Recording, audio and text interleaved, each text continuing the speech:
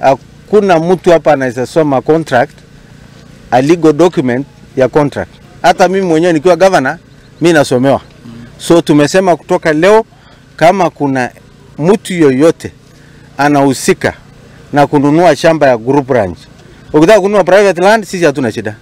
Shamba ya mtu. Lakini shamba ya community yote yenye inauzwa Samburu County lazima ipitie ofisi ya county attorney ndio act on behalf ya watu wetu hapa hawajasoma. So I think that is clear to any human being dunia. Hii watu hawajasoma, ile watu watasomea wa contract ni sisi kama county government through the county attorney's office. Okay. Asante sana, tuko hapa kama viongozi wa Samburu kuitikia wito na kilio ya watu wa Losesia Group Ranch. Jamii hii ambaye wako hapa wameudhika sana kwa sababu ya kulazimishwa na wakora wachache kuuza shamba lao kwa nguvu.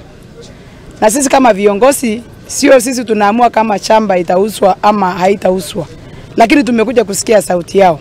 Lakini thibitisho kwamba tumesikia kutoka wao leo kwamba wamesema hakuna member ambaye amepeana idhini ya shamba yao kuuzwa. Kwa hivyo members wa Losesia Group Ranch wamesema hawajahusishwa, hawajakubali na shamba lao halitauzwa. Kwa majina kamili naitwa Moreno Ikale Moreski.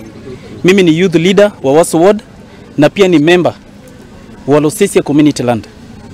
Ya kwanza kabisa, it is very clear na siwezi rudia chenye leaders wetu wamesema ya kwamba Losesia Community Land inakuanga na over 110 hectares piece of land, na there is an intention for the board that is the committee of the community land. Wamekutana huko wakatengeneza kangaroo parliament na saizi wanataka kuuza 2000 hectares piece of land. 2000 hectares piece of land is a very big chunk of land.